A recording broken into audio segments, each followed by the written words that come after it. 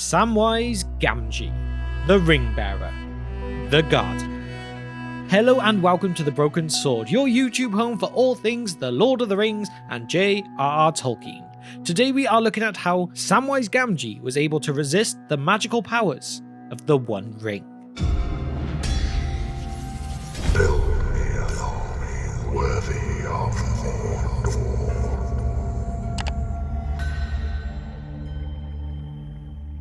One of the many qualities of The Lord of the Rings and The Hobbit is its vast and diverse cast of characters. Of them, there are classic heroes, such as your Aragorns and Boromirs, or Theodens and Eomirs, men who represent the height of power, bravery, and honour.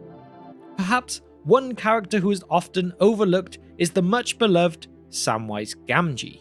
Humble son to a humble servant, as his father is quick to defend Bilbo Baggins against the barbs of the townsfolk when the tongues are wagging in the local pubs, Sam is equally quick to defend Master Frodo Baggins from the barbs of the great spider Shelob and defy the great dark creature who has been around for thousands of years to see his friend and their cause to a happy end. Yet, a great man such as Boromir gave in to the temptation of the power of the One Ring. And Sam did not. Or did he? At least not completely. But how?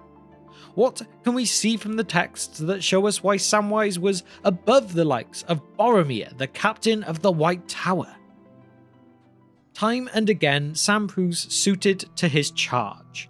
The moment where he really shines takes place at the conclusion of the Two Towers book, or you may know it from the Return of the King movie. With Frodo paralysed and dead by the looks of it, Sam must overcome the dreadful Shelob after Frodo is waylaid.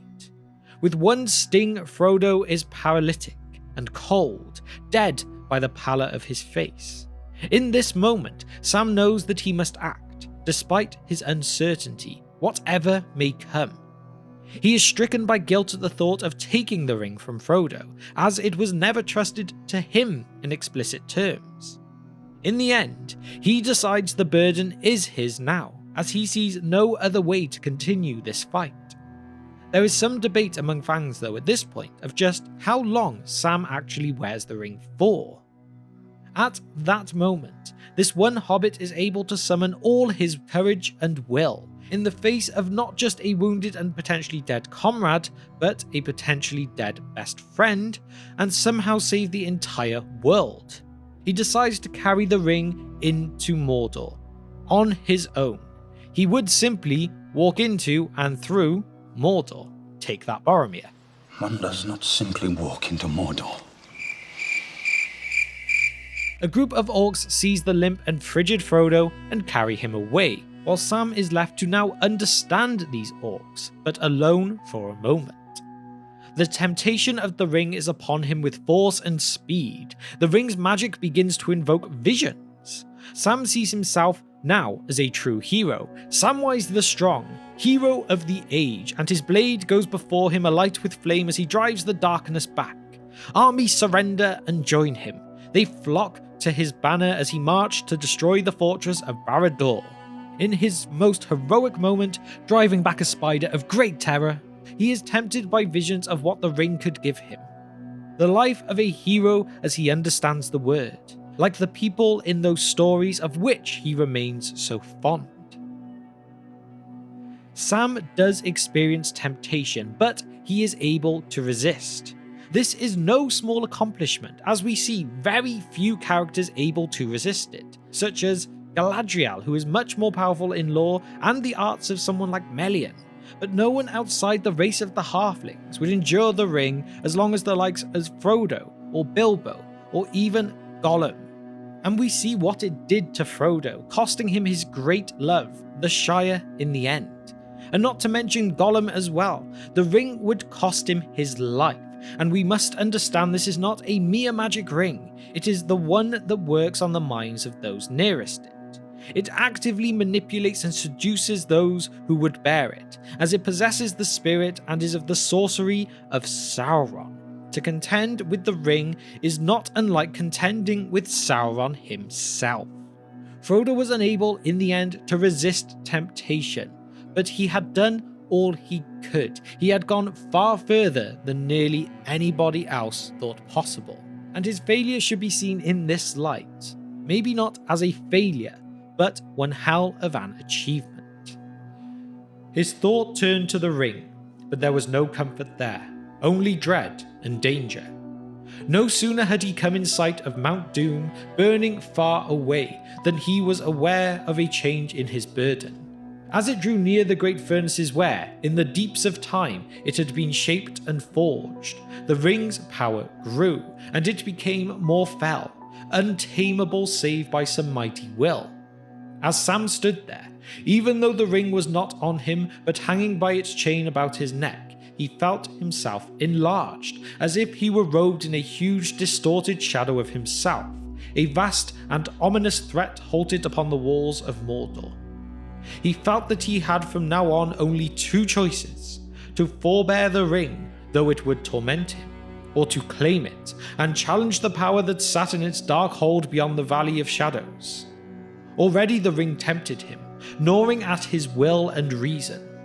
Wild fantasies arose in his mind, and he saw Samwise the Strong, hero of the age, striding with a flaming sword across the darkened land, and armies flocking to his call as he marched to the overthrow of Barad-dûr.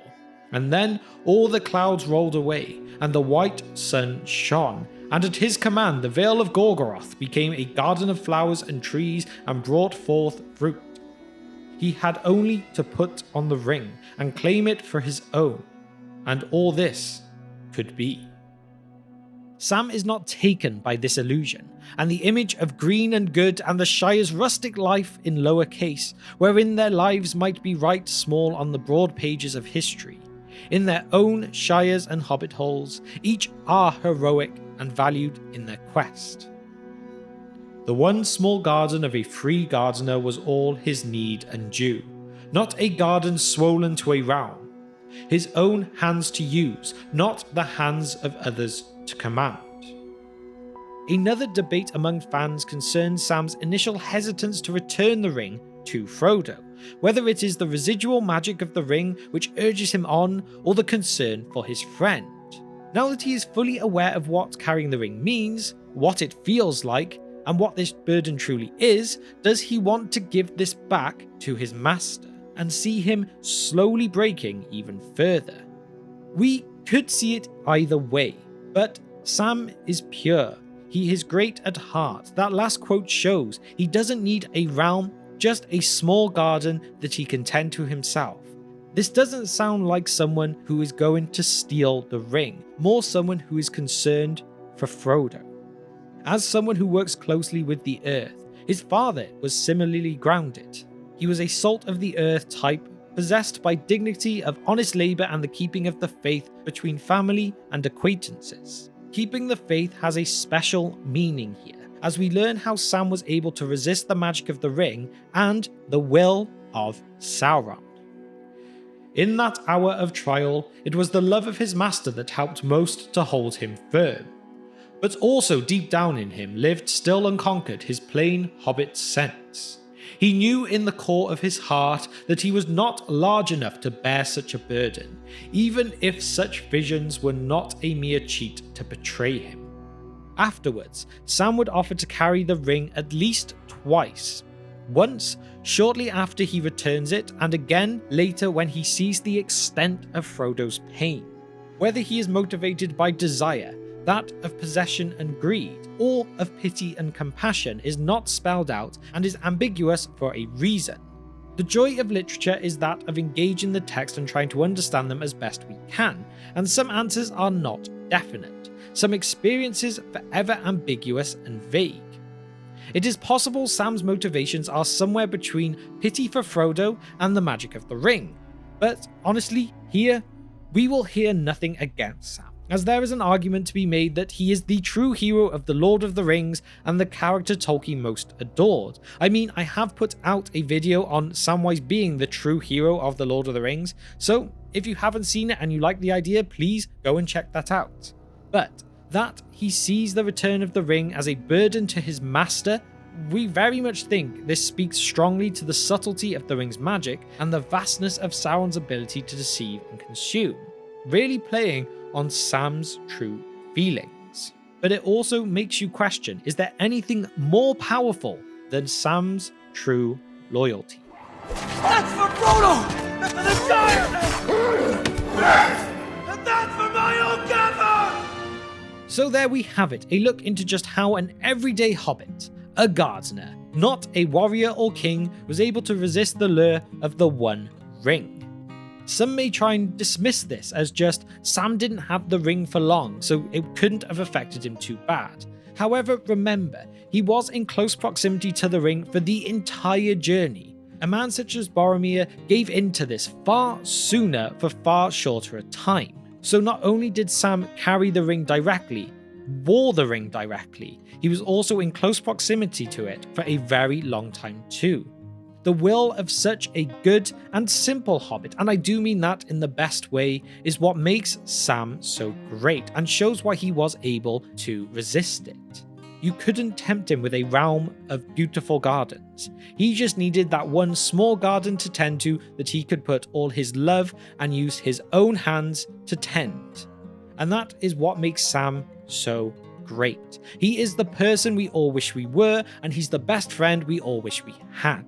And it's one of the reasons why Samwise Gamgee is one of the greatest characters Tolkien ever created. But now, these kind of videos are fun. Sometimes it is great to do the big, in-depth topics like how Sauron makes war, or pitting someone like Tom Bombadil against Sauron. But also, sometimes it is just as great to go back to the texts that started everything off and have a look at something a lot smaller, but no less important. If you like this kind of dive into things, make sure you leave a like and a comment on the video, and if you don't know what to say in your comment, why not just simply put Samwise the Brave. With that now though, it is time for my question of the day, which is, what do you think Sam's motivations truly were? Did he want the ring for himself, or did he just want to protect Frodo from its harmful effects? Let me know all of your thoughts and opinions on this in the comment section below. And now to shout out our patrons. You guys have been amazing in supporting our short film project. We are making great progress and I cannot thank you all enough. We have the Divine Power tier members of Kevin and Abram, the Fire Demon tier members of Nashith, Denversteel and Gregory, and the Wizard Staff tier members of John, Andrew, Jennifer and Hunter as well. Every single one of you is a true legend of the Bro Hero. Finally, if you've managed to reach the very end of this video with me today and you are enjoying what you see on the channel, then please hit that subscribe button with the bell icon too. All of those notifications will get ticked so you will know when every video goes up. I hope you're all having a great time, have a great weekend, and I will see you next time on The Broken Sword.